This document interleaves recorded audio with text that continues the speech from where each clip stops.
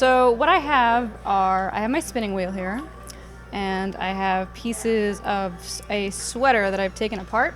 So this is the back of the sweater, and I have the front of the sweater and each of the sleeves, and I'm unraveling them to make what is a very thin yarn. It's cashmere yarn, and it's extremely thin, so it's too thin to use to make back into something.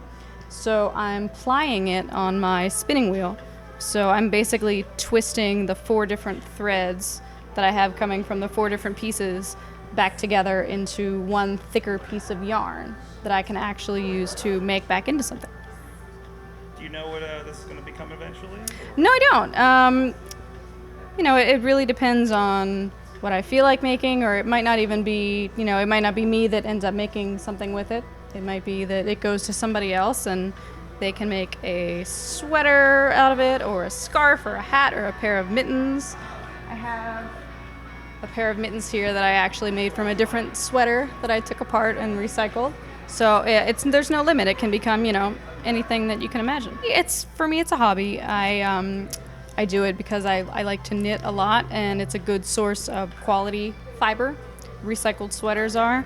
So what I look for are sweaters that, the fiber is in great condition, but it's a sweater that may not be considered, fashionable, or maybe it just was never a popular, cut or something like that.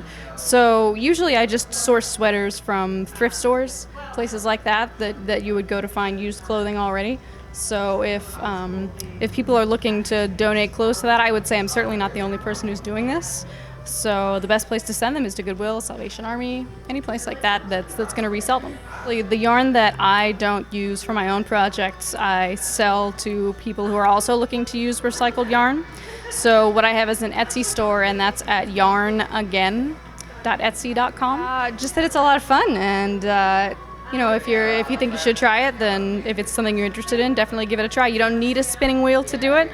You can do it just with your own hands, just pulling the yarn out of the sweater. This is just a way that I like to do it, so do whatever works for you.